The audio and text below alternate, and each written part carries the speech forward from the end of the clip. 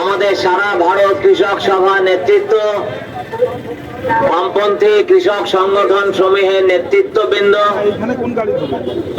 এবং আজকে এই বামপন্থী কৃষক সংগঠন সমূহের আহ্বানে কৃষকদের দাবি নিয়ে এবং বর্তমান ঘটে যাওয়া রাজনৈতিক পরিস্থিতির উপরে বিভিন্ন দাবিকে সংবলিত করে আজকে যে এসডিও অফিসে ডেপুটেশনের ডাক দেওয়া হয়েছিল, সেই ডেপুটেশন কর্মসূচিতে আমাদের এই মহকুমা এলাকার বিভিন্ন প্রান্তের, বিশেষ করে বংশিয়ারি ব্লকের বিভিন্ন অঞ্চলে যে সমস্ত কমরেডরা এসে উপস্থিত হয়েছেন, প্রত্যেককে আমরা আমাদের বামপন্থী কৃষক সংগঠন সমূহ এবং তার সাথে সাথে আমরা আমাদের শ্রমিক ফ্রন্টের পক্ষ থেকে একটু আন্তরিক অভিনন্দন এবং লাল সালাম জানাচ্ছি।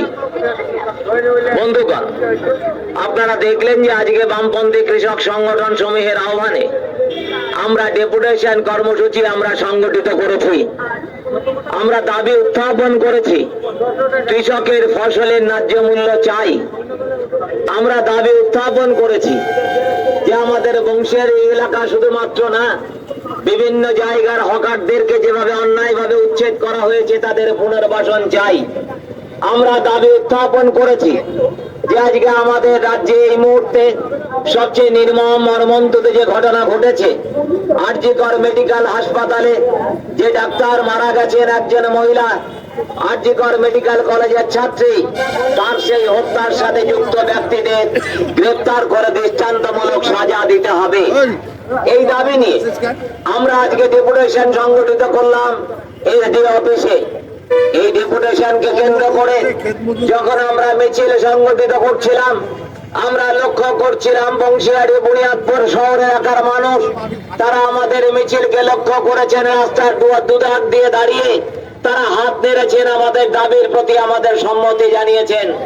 আমরা বংশিয়ারি এলাকার সমস্ত মানুষকে অভিনন্দন জানাই। আজকে গরিব কৃষক যখন ফসলের দাম না পেয়ে যখন আত্মহত্যার পথ বেছে নেয়, আমরা তখন বলতে চাই 1947 সালে দেশ স্বাধীন হওয়ার পর 77তম দিবস আমরা স্বাধীনতার পালন করলাম। 78তম দিবসে পা রাখলাম যখন এ ভারতবর্ষ দেখবার জন্য, তো আমাদের দেশের বীর শহীদ ক্ষুদিরাম, বিনয় বাদল, দীনেশ মাস্টার দা, মাতঙ্গিনী হাজরা, তারা তো আত্মবলিদান করেননি। আজকে বিভিন্ন জায়গায় তথাকথিত কিষাণ মান্ডি, তথাকথিত আমাদের হিমঘর যেগুলো আছে, সেগুলোতে অন্যায় ভাবে আজকে ফড়িয়ারা আলু মজুদ করে রাখেন, একটা কৃত্রিম একটা সংকট তৈরি করার মধ্য দিয়ে চাহিদা অনুযায়ী যোগান না থাকার কারণে আজকে বড় লোকদের পকেটে কিছু পয়সা ঢুকিয়ে দেবার জন্য আজকে আলুর দাম 30 টাকা 40 টাকা কেজি দরে কিনতে হয়, আর গরিব কৃষক তার উৎপাদিত আলু বিক্রি করেছিলেন 8 টাকা 10 টাকা কেজি দরে। আজকে আমরা জবাব চেয়েছি যে আজকের দিনে দাঁড়িয়ে যখন গরিব কৃষক ধান উৎপাদন করেন, তার যখন উৎপাদনের খরচ যখন প্রতিনিয়ত বেড়ে যায়, আজকে যখন আমরা লক্ষ্য করি কৃষকের জিনিস উৎপাদন করবার জন্য সারের দাম বৃদ্ধি, কীটনাশকের দাম বৃদ্ধি, আজকে বিদ্যুতের দাম বৃদ্ধি, আজকে জল বেশি দাম দিয়ে নিতে হচ্ছে গরিব কৃষককে। কৃষক তার জিনিস উৎপাদন করবার পর তার সেই জিনিস তিনি সেই ন্যায্য দাম না পাওয়ার কারণে আজকে গরিব কৃষক আত্মহত্যার পথ বেছে নেয়। আমরা পথে নেমেছি এই কারণেই যে সমাজের শতকরা 68 থেকে 70% মানুষ আছেন যারা প্রত্যক্ষ এবং পরোক্ষভাবে কৃষিকাজের সাথে যুক্ত। আজকে সেই দেশের গরিব কৃষক যদি ফসলের দাম না পায়, তাহলে নিশ্চিতভাবে আমাদের দেশের মানুষ তারা কখনো ভালোভাবে থাকতে পারেন না।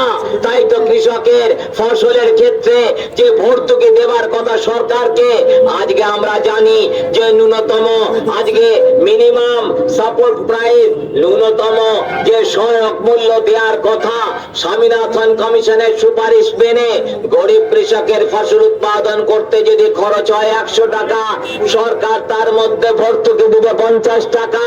150 টাকা দিয়ে সরকার সেই জিনিস গরিব কৃষকের কাছ থেকে কিনতে বাধ্য থাকবেন। কিন্তু কেন? আজকের দিনে দাঁড়িয়েও স্বামীনাথন কমিশনের সুপারিশ কার্যকর হয় না। আজকে মিছিলের মধ্য দিয়ে সেই স্লোগান, এসডি অফিসে ডেপুটেশনের মধ্য দিয়ে সে দাবি আমরা উত্থাপন করেছি। আমরা দাবি উত্থাপন করেছি যে আজকে এই মুহূর্তে আমাদের রাজ্যে যা কিনা অতীতে এই ধরনের নির্মম পৈশাচিক ঘটনা ঘটেনি। আপনারা জানেন, আপনারা জেনেছেন আমাদের কমরেড মীনাক্ষী মুখার্জির নেতৃত্বে যুব কমরেডরা গত 8 তারিখে কমরেড বুদ্ধদেব ভট্টাচার্যের শোক মিছিলের পর তারা আরজি কর মেডিকেল কলেজে গেছিলেন। যে আরজি কর মেডিকেল কলেজের একজন ছাত্রী স্নাতকোত্তর পর্বে তিনি এমডি ক্লাস পড়ছেন। আজকে একজন ইন্টার্ন সেখানকার শিক্ষানবিশ, তাকে রাতের অন্ধকারে কয়েকজন জল্লাদ মেডিকেল কলেজের হাসপাতালের অভ্যন্তরে তার উপরে নির্মম অত্যাচার করে তাকে হত্যা করেছে। আজকে সেই ঘটনা আমাদের জানতে পেরেছি আমরা। আমাদের যুব কমরেডরা যখন রাতের অন্ধকারে মেডিকেল কলেজের কর্তৃপক্ষ যখন কলকাতা পুলিশের হাতে সেই মৃতদেহ পাচার করে দিচ্ছিলেন, আমাদের নেতা নেত্রীরা তাকে গিয়ে আটকে ছিলেন। আর সেই আটকানোর জন্য আজকে গোটা পশ্চিম বাংলা এই মুহূর্তে উত্তাল হচ্ছে যে আরজি কর মেডিকেল কলেজের ছাত্রী যাকে নির্মম ভাবে হত্যা করা হয়েছে তার আমরা বিচার চাই। আমরা কি দেখতে পাচ্ছি আজকে ইতিপূর্বে রাজ্যে একের পর এক ঘটে চলা, আপনারা কি একটু ভাববেন না 2011 সালের পর থেকে আমাদের রাজ্যে এই ধরনের অপরাধমূলক কাজ যাই সংগঠিত হয়েছে, প্রত্যেক ক্ষেত্রে আমাদের রাজ্যের মাননীয় মুখ্যমন্ত্রী তিনি অপরাধীদের পেছনে তিনি দাঁড়িয়েছেন।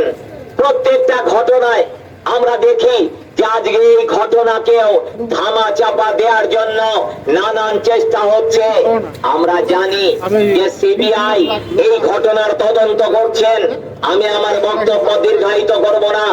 আমরা আজকে এই এলাকার সমস্ত মানুষের কাছে আবেদন করতে চাই, আমাদের রাজ্যে আরজি কর মেডিকেল কলেজের এই নির্মম নৃশংস পৈশাচিক একজন ডাক্তারি ছাত্রের খুনের প্রকৃত তদন্ত অতি দ্রুততার সাথে শেষ করতে হবে এবং এই ঘটনার সাথে যারা যুক্ত তাদেরকে নির্মম ভাবে শাস্তি দিতে হবে।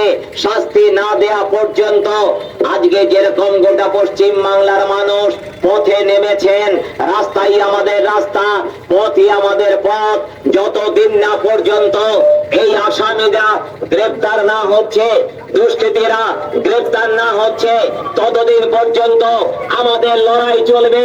লড়াই থেকে আমরা পিছিয়ে আসবো না। দাবি এক, দফা এক, মুখ্যমন্ত্রীর পদত্যাগ, এই স্লোগানে গোটা বুনিয়াদপুর আগামী দিনে আলোড়িত হোক, এই আহ্বান জানিয়ে আমি আমার সংক্ষিপ্ত বক্তব্য শেষ করছি। ইনকিলাব জিন্দাবাদ। সারা ভারত কৃষক সভা এবং বামপন্থী কৃষক সংগঠন সমূহ জিন্দাবাদ।